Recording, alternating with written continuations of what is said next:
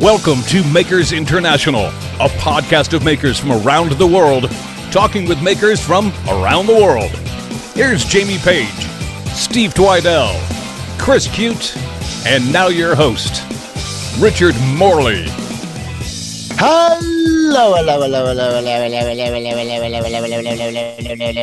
Good morning, good afternoon, good evening, good night, good times, whatever time it is. That's what Richard says, isn't it? That's something like that.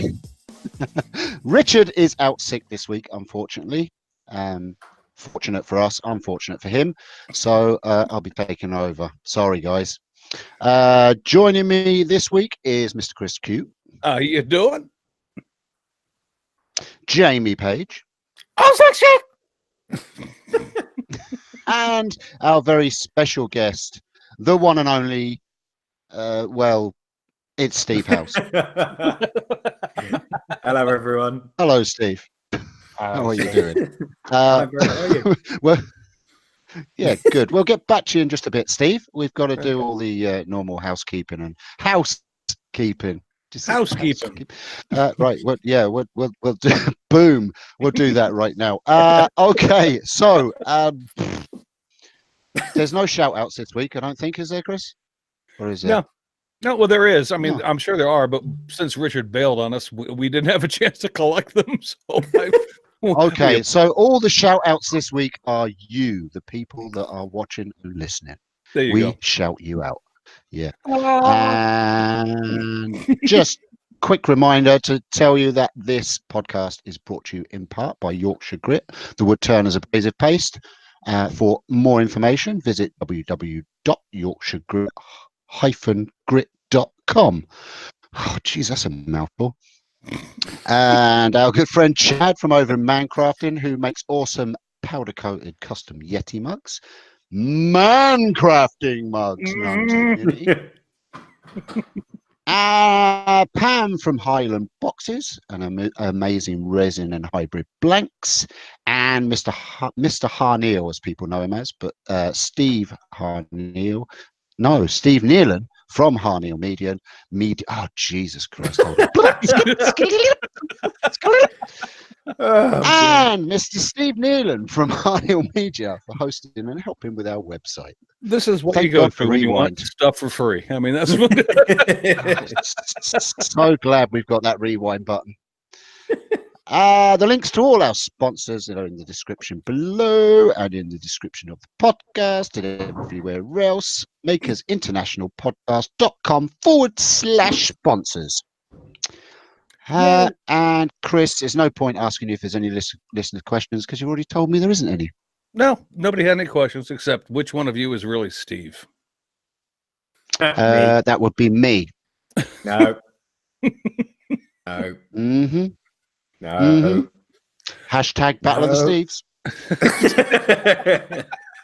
It's going to be a very interesting maker centric. Oh, jeez, I'm just going to give up. What the hell, Steve? It's over to There you Steve, go. I said it. over to That you. means I win.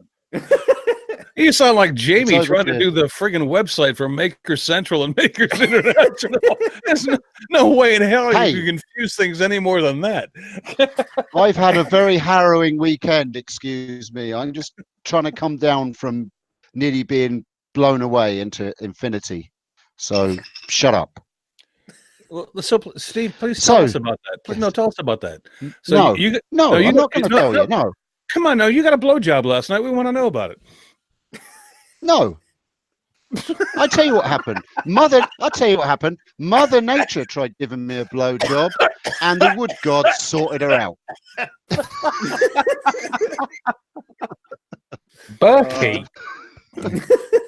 In other words, Steve is in the process. Oh, I'll give him the story because I can't let it go with that because people are going to think we're perverted. Steve's in the middle of building a shed and he's half done with it, and all of a sudden he gets gale force winds because I mean, of course, he lives in Ireland and he lives on the coast, so and Mother Nature almost takes down this shop that he's trying to build in his backyard, but you know. And it didn't happen, Steve. So is it still standing, or did it like fly Well, into like It's the it's still up. As I explained to the lads, I should explain very quickly. What happened was, as I was just about packing up from working on the shed yesterday, a big wind came in from the seafront and picked up one of the 11-foot by 7-foot fence panels that I'm actually making the shed out of, picked it up and threw it into the field next door.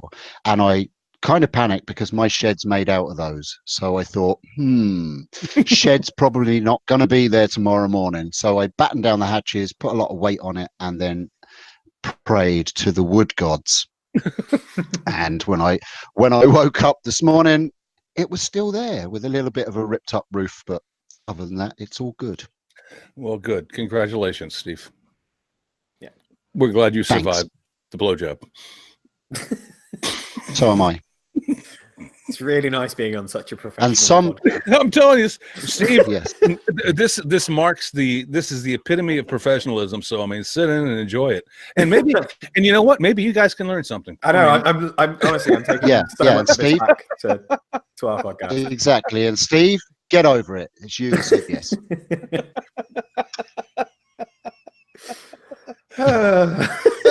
so tell us, Speaking of which, how are you, Steve? Steve, you're currently spiffing, if you don't mind me telling you. So, Thank you very much. well, we need to find out a little bit about you. So, do me a favor, reach back in that skull of yours and tell us about yourself. And just in case people that are watching don't or listening don't know about and who you are and all kind of good stuff, I mean, give us a backstory. Okay. My name's Steve. That's a good start, Steve. Yeah. I mean, that's No, it's not. And I'm Steve. No, that's- it's not. that's just Steve. freaking awesome. All right, go ahead, man. Yeah, sorry. So my name's Steve. I am from well, my social media handle is Moonshine Metalworks. I mostly work in metal. I do a lot of blacksmithing. Currently, it's a bit of a side hustle, but will very soon, hopefully, be my full-time job. And I also have a podcast called Fools with Tools. Not many people listen to it, but it's we go for quality over quantity, so it's fine. Oh, you guys are awesome. And you're much more professional than we are. So anyway, go ahead. That's only because we edit it. Oh, But, that helps. yeah. But yeah, that's kind of it, really. I think there's not much more to tell. I don't think. Well, how'd you get into Well, blacksmithing? thank you very much, everybody. And we'll see Yeah, you good next week. night. It was what an interesting guy. Jesus. Yeah. How did you get into blacksmithing, Steve? I mean, what was the trigger that pulled that all of a sudden pulled you into that? I mean, as opposed to anything else you could be doing. You know, I mean, I don't want to go into explicit details. I've already said blowjob, but I mean, what brought you into blacksmithing as opposed to that other thing?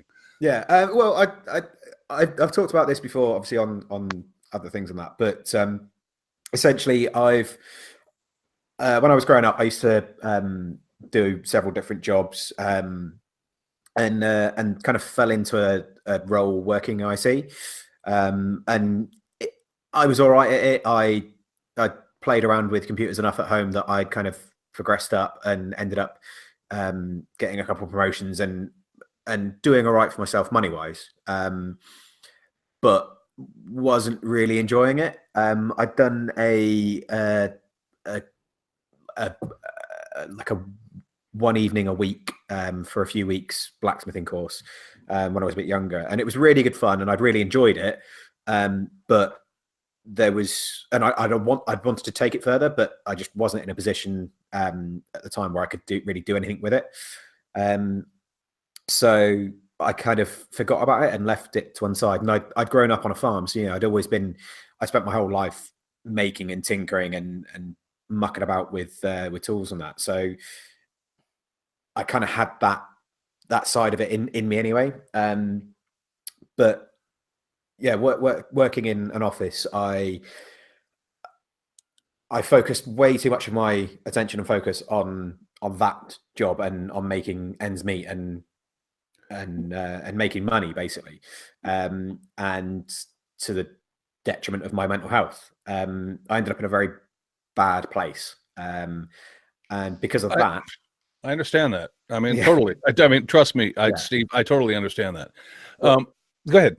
Yeah, I was just going to say, well, I think that the day that really did it for me is I've been off for about a week and a half. I'd had the flu, and I went back into work, and I just didn't feel. I'd gone back to work a bit early, didn't feel particularly healthy, and I just didn't really do any work. And then I did that for another couple of days, and nobody noticed. Like there was absolutely nobody even batted an eye the fact that I hadn't really done any work. And all of a sudden I realized that I was in a job where it genuinely didn't matter if I was there or not. And that was it. I just lost all enthusiasm, all motivation for the job, and kind of was even more at a loss than I was before. And I did another blacksmithing course, same sort of deal, one evening a week, for 6 weeks, I think it was, just as something to do, something that I enjoyed, that was, that I could like latch onto, I could put some passion into, because it was either that or the gym, and I was already at the gym 4 nights a week, and it was like I can't really go to the gym anymore. Like I'll do something else. So I did that and absolutely loved it, and then took that further, started setting up my own forge at home, and just started tinkering around and making things again, and suddenly remembered how much I enjoy making things, and all that passion suddenly came flooding back. And it was like, actually, I think this is what I want to do. I want to make stuff with my hands, and I want to get involved in this kind of community. And then I went off, and I used to listen to a lot of podcasts on the way to work and back, and found the Making It podcast and Reclaimed Audio podcast. Started listening to them, and it's weird because everybody else seems to get into Making It from either watching one of Jimmy's or one of Bob's or one of Dave's videos, whereas for me, I found out who they were through the podcast. So yeah, I started listening to all them, and then kind of found the community, started getting involved with the community, and then met some absolutely amazing people like Brett and Al, who. Wait, let's not over exaggerate. I mean, you know Brett and Al, but I mean, extraordinary. Yeah. I mean, come on. I mean, Al's out in the chat, and somebody asked Al why you guys don't do live YouTubes, things like that, and Al's telling people it's because you guys have jobs and you're not like slobs like us.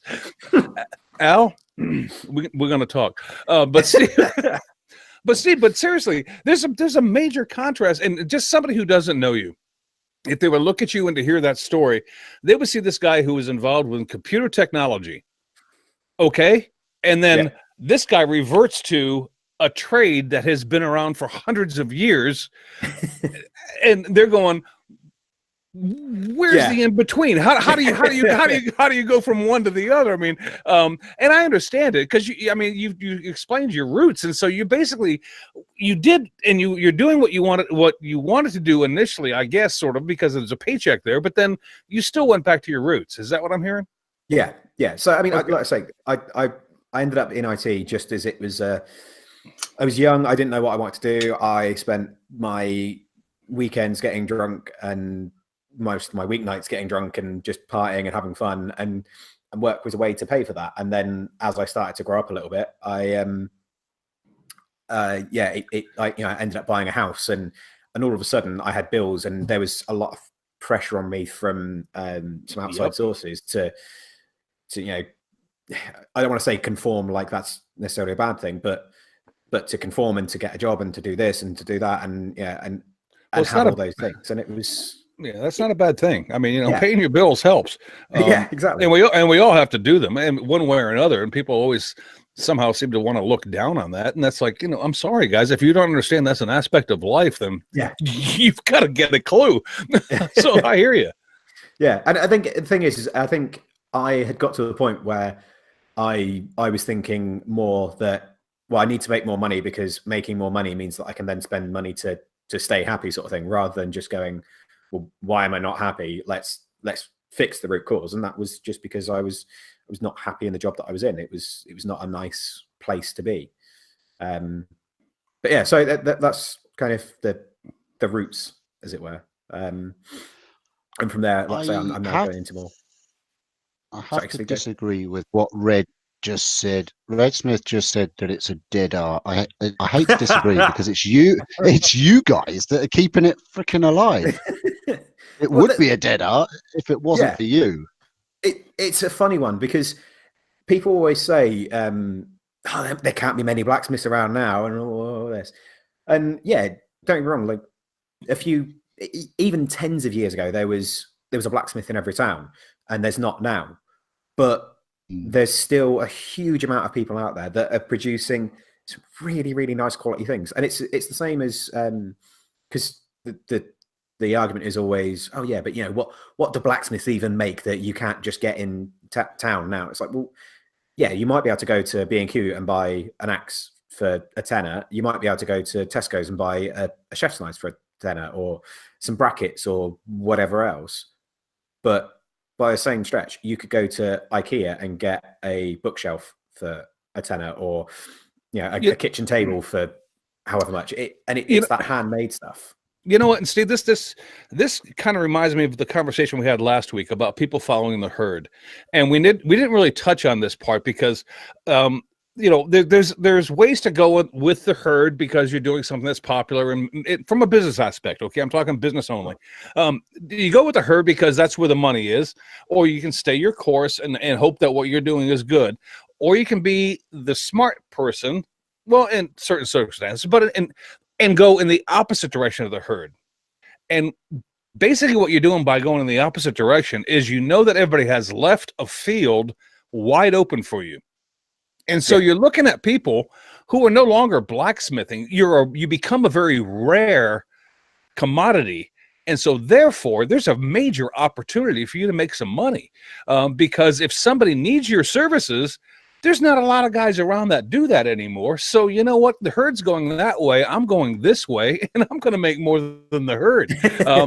And that's what you're doing. I mean, because honestly, you're right. I mean, in America, there used to be blacksmiths in every freaking town. Yeah. Today, good luck finding one. You cannot find one. If you actually could set it up and market it and make it a business, you'd make a lot of money, because blacksmiths, people don't understand what blacksmiths can do. And it's part of an education. I think you guys are talking about on your podcast very well, and kind of educating people as to what can be done. Yeah, and that's the thing, is because the classic thing we always get whenever we go to shows and things like that is always, oh, so do you shoe horses then? No, that's a farrier. No. That's a completely different trade, but thank you for trying.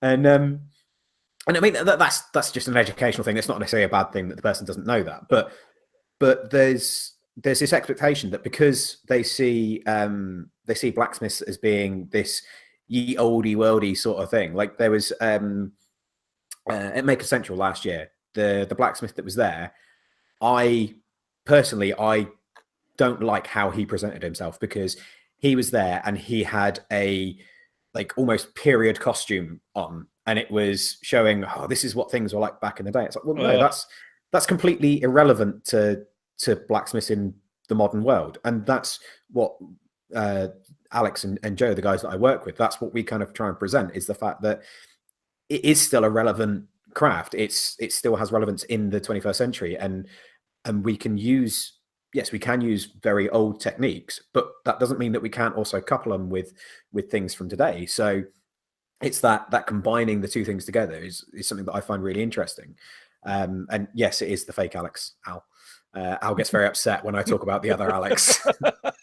and that's one of the things. And I think for me, that's I get really, really passionate talking about the blacksmithing as a craft, as an art form, and kind of opening people's eyes to it, because it's really energizing and invigorating to see someone that has absolutely no idea that what you do is even a thing anymore, and getting them going from like, I didn't even really think that people still did that, to, oh my God, that's amazing. I wonder if there's a blacksmith near me. I really want to take a course. I want to do this. I want to do that. I want to, I understand now why you're selling those axes at that price and why it's worth that much money and all that.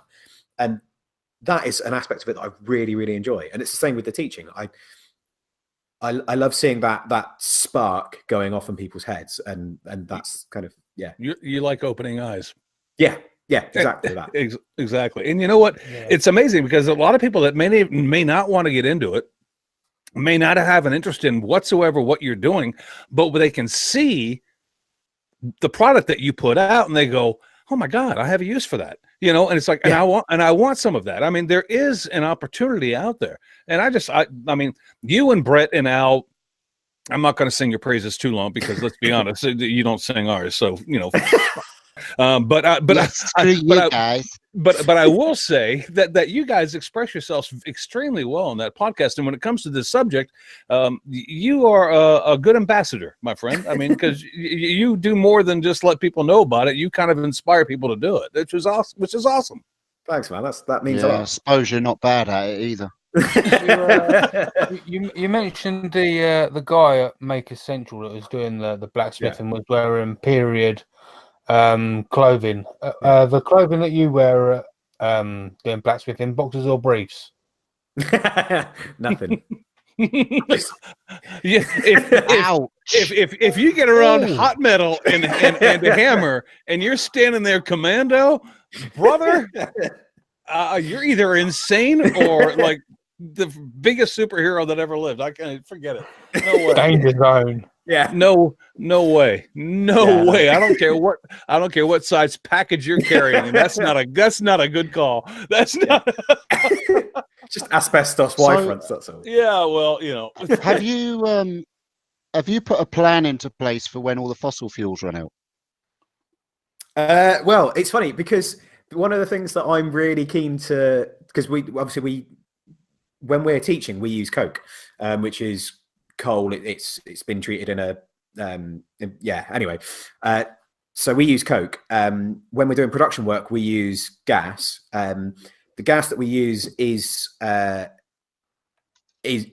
normal natural gas, but there's potential that we could use gas produced by biomass generators, the same as they use for some power stations now.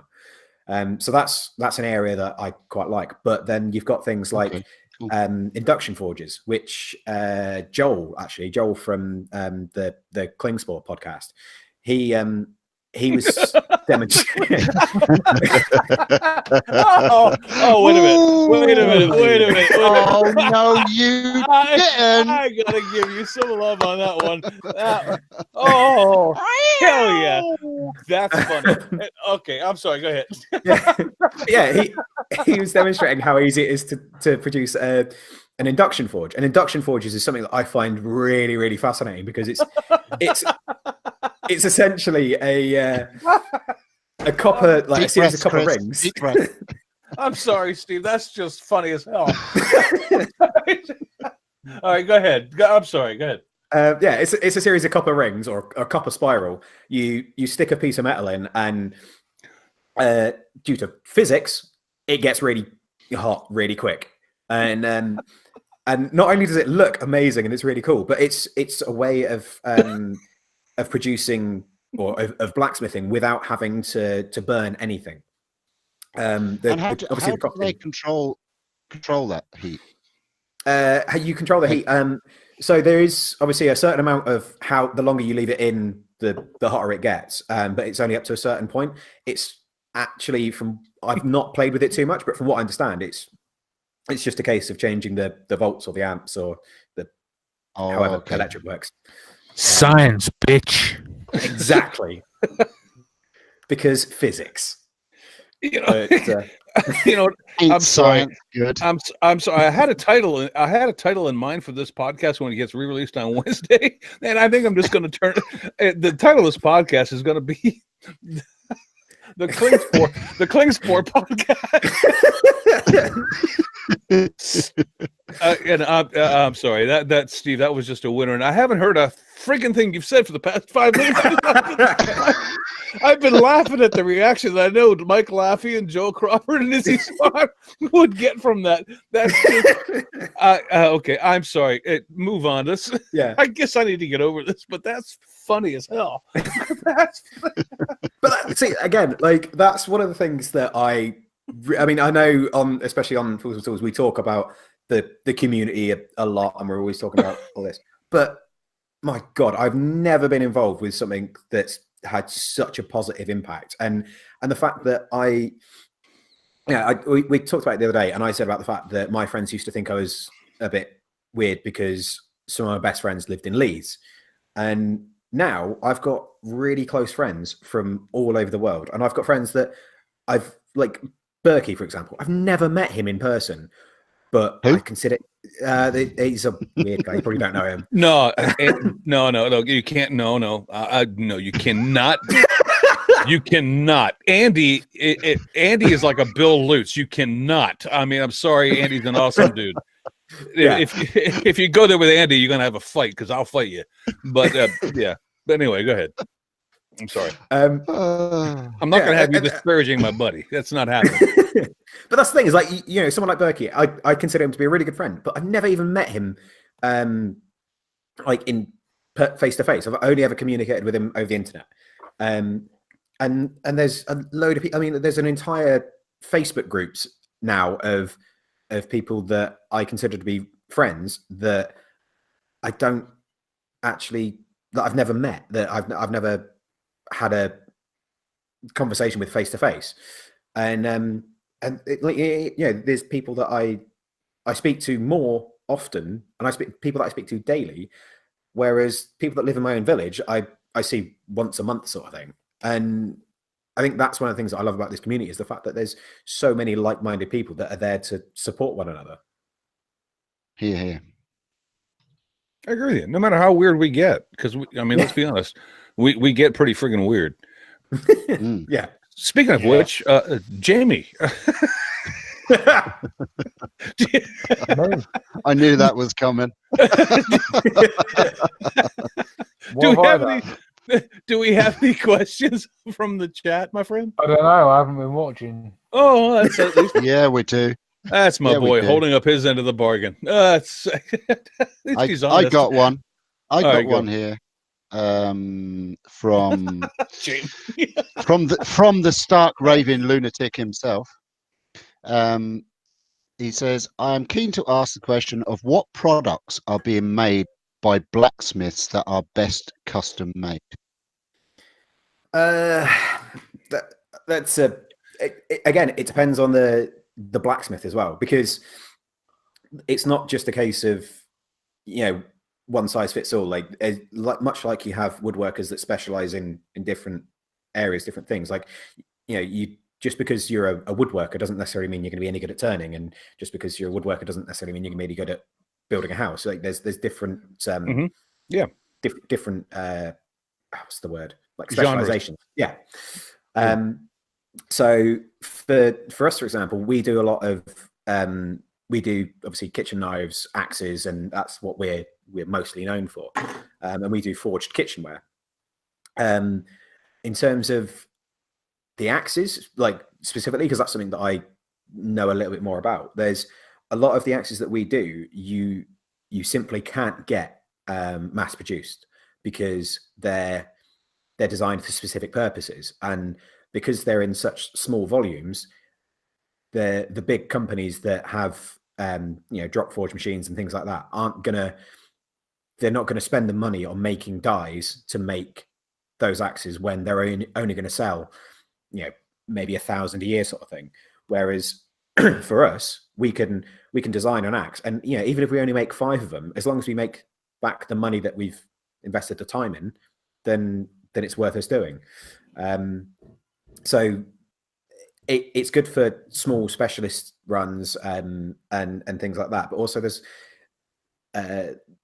like the house furniture side of things, like making brackets and things to go in the house and all that. It's exactly the same as with woodworking. It's you can completely custom fit something. Like you look at the stuff that Rory May does, the Dirty Smith. Yeah, like I agree. House furniture, the house jewelry that he makes is incredible. It's gorgeous, but it's not something you could walk into IKEA and just pick up off the shelf because it's fit to the house. It's like a stair. It's like a stair railing. Yeah. If you were to build a stair railing and you wanted to make it, you want a nice metal stair railing to go around. Let's say you have a staircase that bends. That's not something you can go to your local whatever and buy. That's custom made, and you know what? And that's worth a lot of money. And that's. And I've seen Rory's stuff that he makes, and you're absolutely right. It's fantastic. Yeah, I mean, that twisting machine he put out. Yeah, that was awesome. But again, like it's the same. You can go to B&Q and you can buy pre-made spindles for a banister, or you can go to a wood turner and get some custom ones that fit your design. And I think that's the thing that really adds value is not just the fact that you can have someone that can customize it to your preferences, but also someone that can actually design things for around what you want. So whether that's design it in terms of like the architectural stuff and the stuff like Rory does, where it's that kind of creative flair, and you go to them and say, I want a Lord of the Rings fireplace, and he goes off and does a load of work and comes back with more than you could ever have imagined on your own. Or whether it's something like someone coming to us and say, right, well, I've got this axe that's kind of this shape, but I find that this is happening when I'm trying to do this, and I want something that doesn't do it. And we can kind of go, all right, well, we've used axes like that. We know the problem you're talking about, and we've come up with this solution to get around it. So you're paying for that that creativity, that experience, that understanding of the medium sort of thing.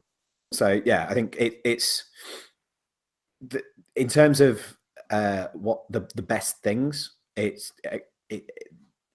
There's too many answers to give just one. You just can't get strong bed posts anymore that hold the handcuffs. Not like they used to in the old days. But you can make the handcuffs, Steve. I mean, you know. Exactly. I can make shackles for you. I can make some shackles for you. I mean, if that's what you're into. But now you're talking. But Jesus, that's a little kinky. Let's not go there. Steve, where do you want to take? I mean, I know kind of sort of where you're at right now, and I know that you're working. You actually work part-time in a forge currently, don't you? Yeah. All right. So where do you want to go? Where do you want to go with it? I mean, I know that you're doing the axes. You just explained all that, but what do you foresee as to where I'd like to take this kind of thing? And if it's just making axes, you know, that's, I mean, I don't mean to belittle it like that, because that's a craft.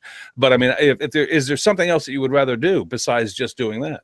I mean, for me, it's a funny one, because where I'm doing 4 days on, 4 days off, and for like the last 6 months, I could probably count on my fingers the amount of full days that I've actually spent in my forging stuff. Like I've got so many other things doing only on my fingers.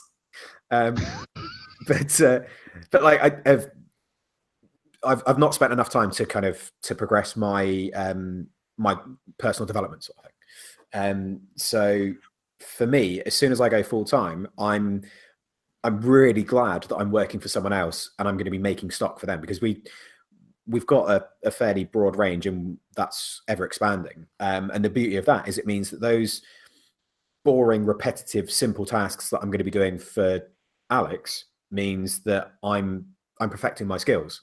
So I'm going to get better. I'm going to be better at doing random customization pieces, because I know better how the metal moves and all of that, and I've got better hammer control and yada yada yada.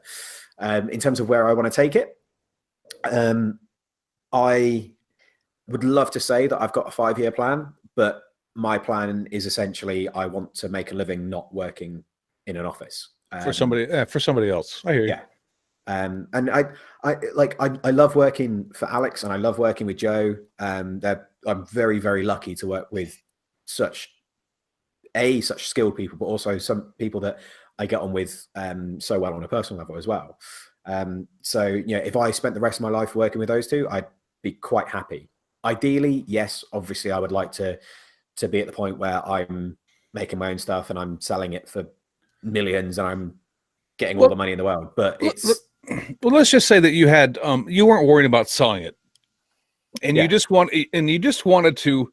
Do you have something that, not looking to as a business asset, just for Steve, is there something in the back of your mind that you would like to go, I'd like to tackle that and I'd like to make that, because I would really enjoy knowing that I did that? Because every maker in the back of their mind has a project that they're going, I would so love to invest the time, the money, and the effort and just do this, just because I could die knowing that I've done it.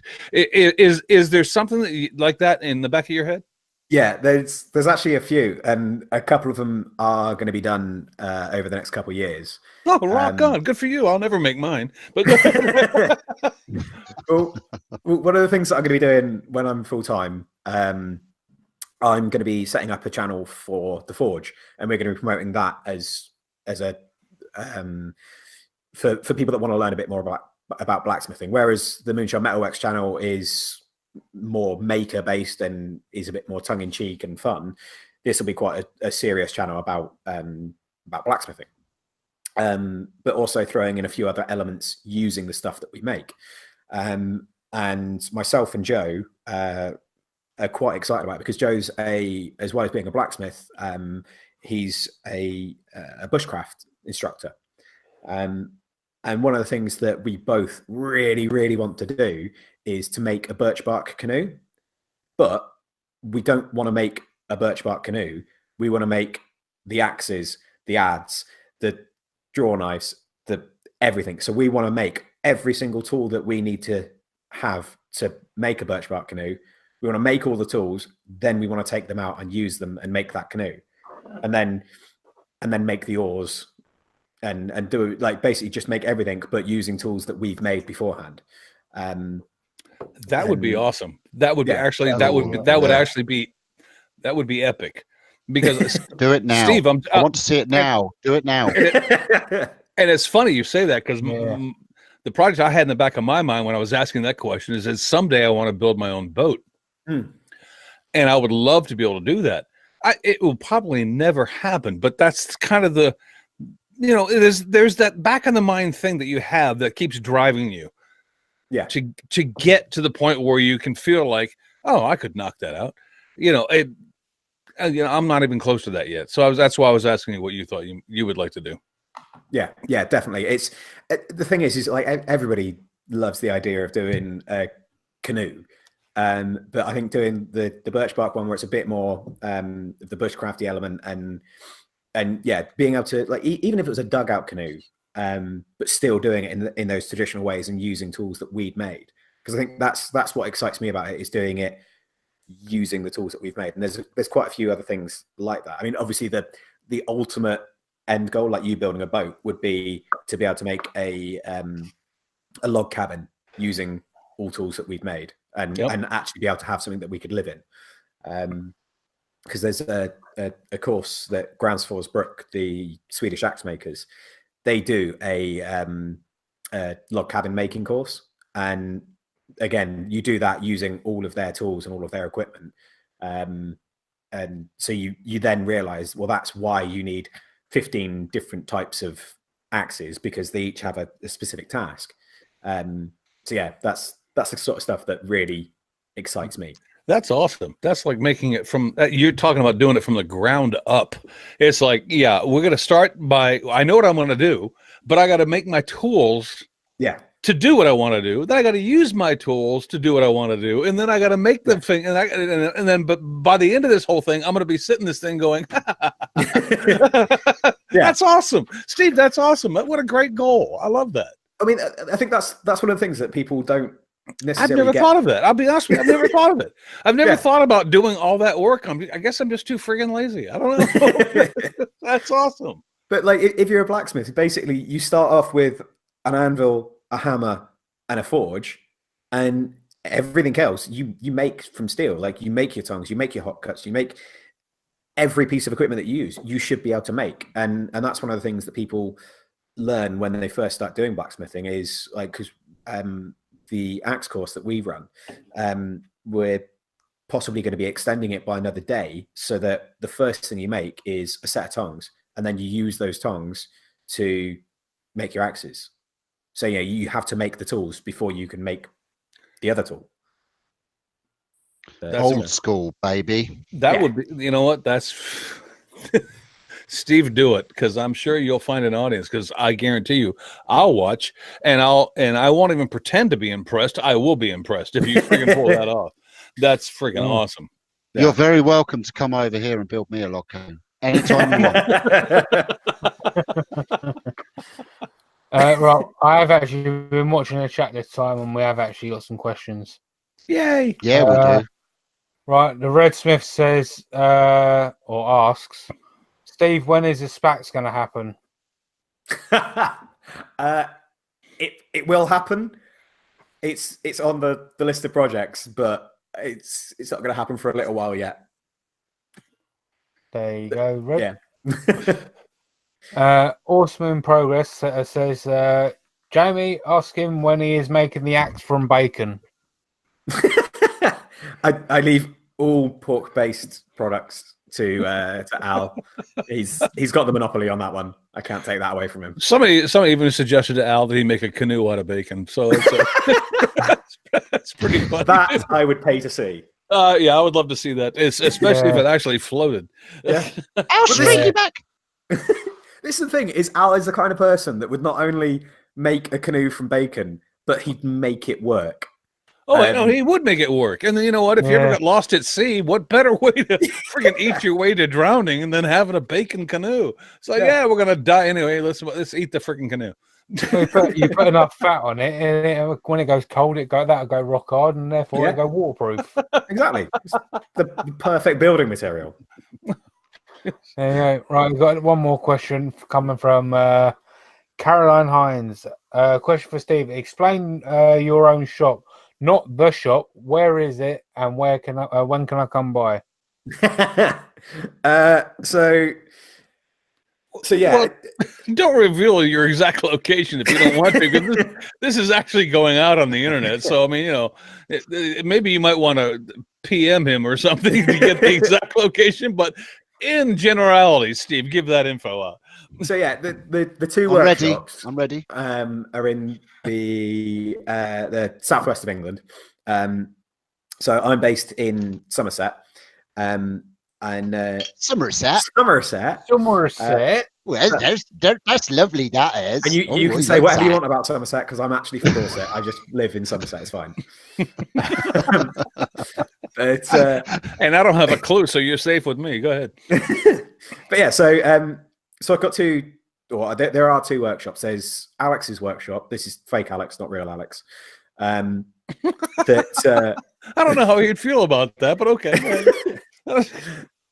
But yeah, so there's his workshop, and that's we're working on that at the moment. If you we've extended it out, and it's basically doubled in size. So we've got a dedicated teaching area. So this next year, a lot of the work that I'm going to be doing is on the teaching side of things, and that's really, really exciting.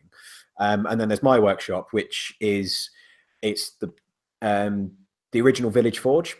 I don't actually own the building. I rent the building off of a lady in the village, and it's this amazing 400-year-old building that's got you can see where it's been knocked down and rebuilt dozens of times. The floor in it is divided into 4 sections.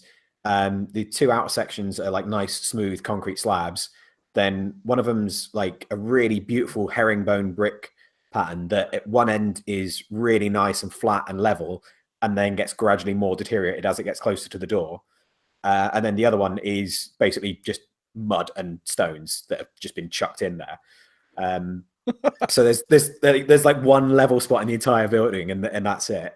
And that's where I do most of the videos and stuff like that. It's such a cool building. It's one of those places you walk in and you can instantly feel the history. And it's got ferns growing out of the walls and stuff. Got a lot of character, is what you're saying. Yeah. Oh yeah. And because originally it used to be as well as being a farrier's and a blacksmith, it was a wheelwright's as well.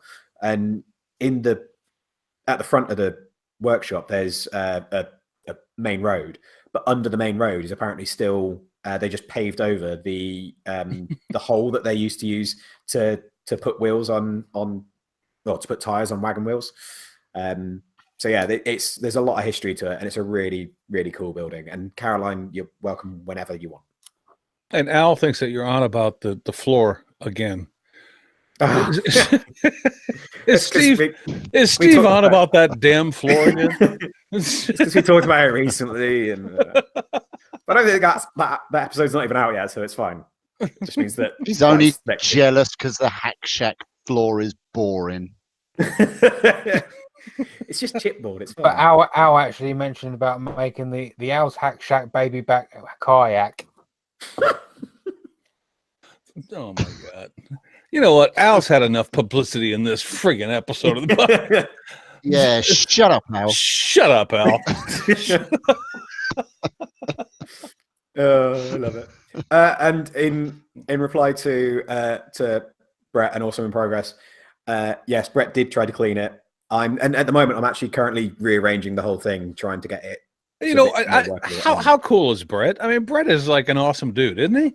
I mean, I mean, if you've never met Brett, he's just a great guy. He's looking to teach anybody anything they want to learn, and he's looking to learn anything he can. I mean, this is Brett's a good guy. I mean, yeah. And Brett, and I'm not sucking up to you because I don't give a shit. I mean, but but I mean, he's generally a good guy. I was at Jimmy's place when you guys were there, and I walked in, and he was teaching some guy how to sharpen a knife correctly, and I threw in my 2 bits, and he looked at me and went, "He's screwed," and then just ignored me and told the guy how to actually freaking do it right.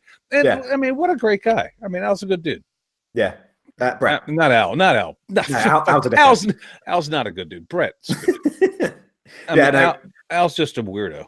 I think the thing is a lot of people concentrate too much with Brett. They concentrate on the fact that he does the whole pirate and captain thing and all that, and it's like, he's a funny guy and everything. Yeah. But like you say, he's genuinely a really nice, really helpful dude that just wants everyone to be kind of out there and make it. He wants, like Guy did, he just wants everyone to be doing what they enjoy. He wants people to be out there making, and yeah, he's a good dude.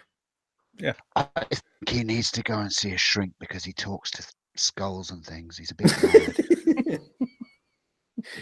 But to be fair to him, his options of people to talk to is me, Al, or a skull. Right.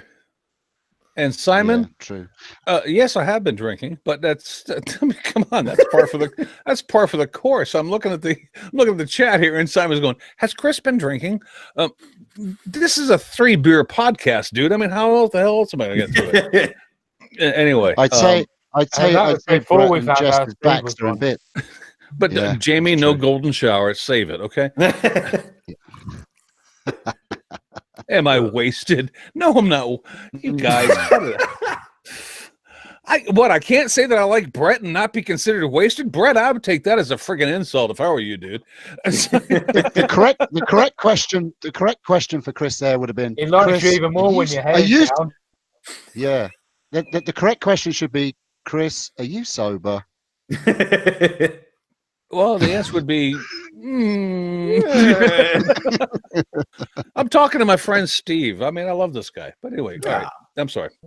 I love you guys. I really do.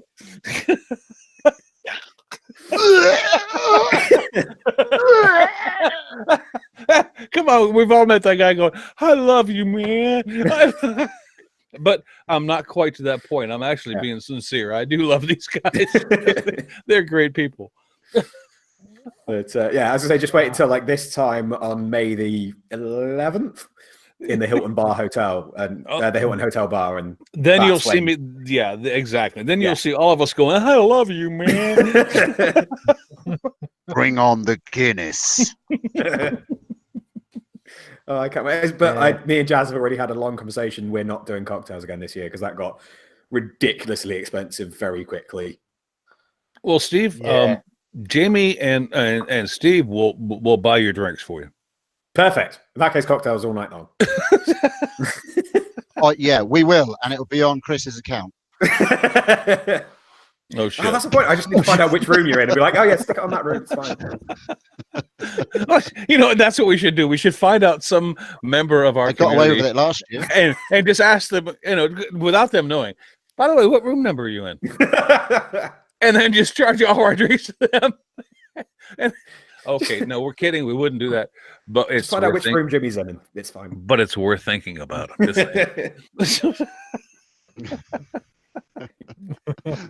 Why do you think I made friends with Heath?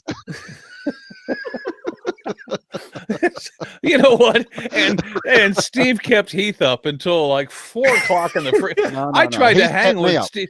I tried to hang with Steve and Heath one night. I honestly, in my best efforts, tried to hang with them at the bar, and I had to go to bed, and they were still there. Anyway, enough about the drunken, you know, whatever. Steve, Hello. Yes. have you seen any videos this week? And I'm guessing you've seen at least 3, because I saw your post. But I'm wondering, is there anybody that you would like to give like some love to this week so that we can wrap this thing up a little bit? But I mean, there have been some fantastic videos this week, folks. But I mean, Steve, you get first crack since you're our guest. Yeah. I mean, there's obviously been Brett and Jess's, but I'm not going to talk about theirs because we've already been too nice to them. Well, no, we haven't even mentioned Jess, but okay. Jess, but yeah, you're lovely. Okay, we're done being nice to you. Good. Yeah. They've been lifting weights. Let's just put it that way. If anybody hasn't seen the Maker Monsters video, the hug machine, just go watch it. It's beautiful. I genuinely love that guy's his videos, but also his workshop. It's the brightest, cleanest, most colorful workshop ever, and it's such a simple thing. Like, you think the amount of people that have got like pallet wood cladding in their workshop, and he's just gone, I'm just going to paint it a few bright colors, and like each thing a bright color, and it makes the whole place look. It's like he's on a kids' TV show. It's awesome, and yeah, he's a really, really good guy. So yeah, the Maker Monster. And that is an awesome video that I would not have seen unless you had mentioned it. And I because I didn't subscribe to but I'm subscribed now because I love that guy. Yeah. But I have to tell you, also stole Jamie Page's thunder because that was going to be his shout out tonight. So,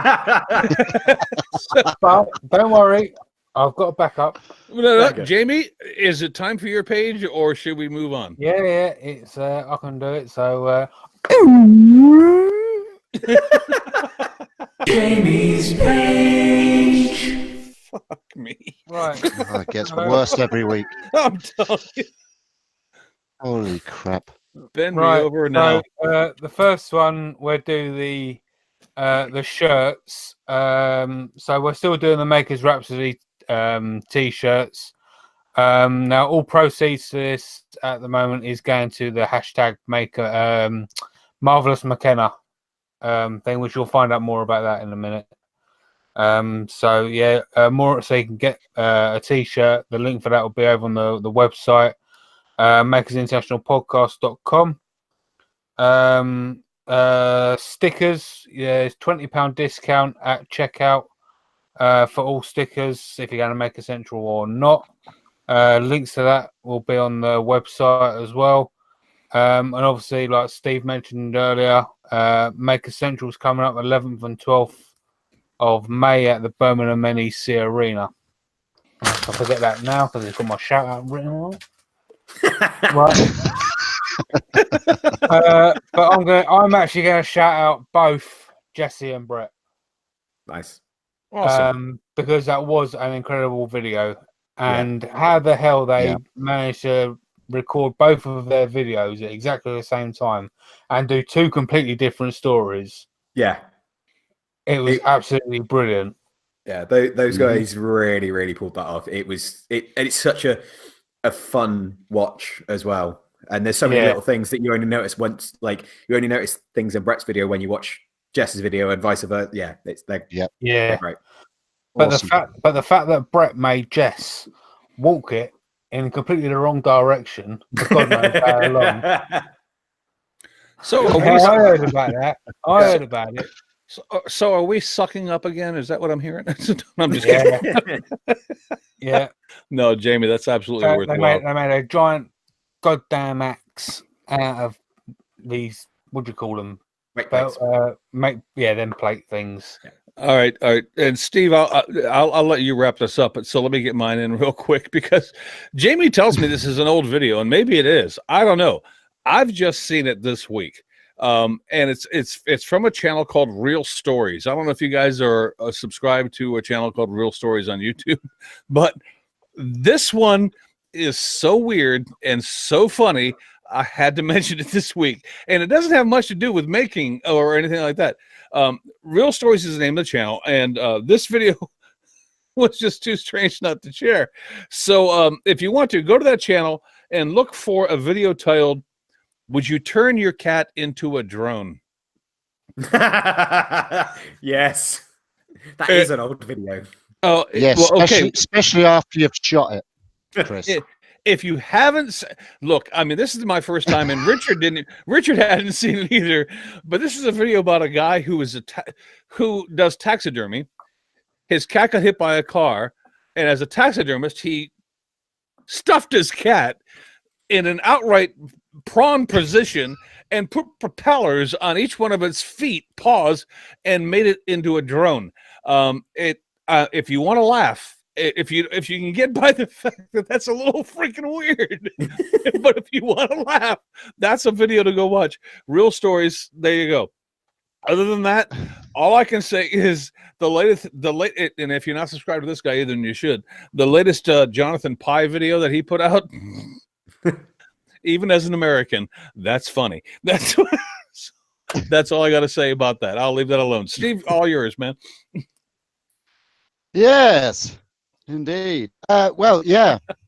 My shout out is obvious because it's up here. It's the Make It Matter for McKenna, Marvelous McKenna. Sorry, and we all know who McKenna is. She doesn't really need mentioning, other than the fact that she needs our help. The family needs our help financially, and myself under the Make It Matter umbrella and these fine boys from the Makers International podcast have got together, and we are putting an auction together which will start on the 21st of February and run right through for the week and end on the 28th of February, the last day of February. And I believe we're doing a pop-up for that, aren't we, lads, for that show? Yeah. A couple hours beforehand, before it ends. Yeah. So as the auction closes, we will be live and we'll wind down the auction and we will let you know how much has been raised. But what I need from you, marvelous makers, is to go over to www.templeboyturnings.com. Now it's on my website, but everything that is raised through this campaign goes to the family and McKenna. I make nothing from this at all. It's just easier to run Make It Matter through my website rather than running two websites, which is an absolute pain in the hole. So yeah, head over there. You will find the Marvelous McKenna Make It Matter campaign in the menu. Click on that. It gives you all the information of what McKenna's going through, has gone through, and has to go through. And it also has a register login page, which I believe is in the link in the show notes. Is that right, Chris? It will be on Wednesday. It's not today, but it will be on Wednesday. Yes. Yeah. You will be able to click on that and go and register. You have to register so that I know where you are in the world and I know all your information, and then donate an item that you've either made or that you want to just give away to auction. It doesn't have to be something you've made. It could be, I don't know, it could be a tool that you don't use anymore that somebody else might find helpful. You can donate that. And the beauty about this auction is that the only place you have to ship the item to is the person that wins your item in the auction. And you can choose whether you want to pay shipping or not. You are not bound to any financial output at all. If it's a thing that you can't afford the shipping, that's fine. What will happen is the cost of shipping will come out of the final selling price of your item. So I mean, it's a It's a no win-win. brainer. It's a win-win. It's a win-win. Yeah, and It's a win-win. yeah, exactly. We've got a gallery up at the moment of all the items that we've had donated so far, which is some amazing pieces so far. That's on the page as well. It's also on the Makers Make It Matter Facebook page. And yeah, just donate something. If you're a company and you're listening and you want to donate some items, then please do that as well. And we'll be shouting out anybody that donates and give you loads of love. And it's all for McKenna and her family. So please send in some or donate as many items as you can. It is for a really good cause, and it's all about the makers. That's the good thing about this. It's the community getting together and helping each other. Absolutely. That's that. Awesome. Steve, my man. Yes. No, not you, Steve. Shut up, Steve. No, it's all about me. He's not Steve. I'm Steve.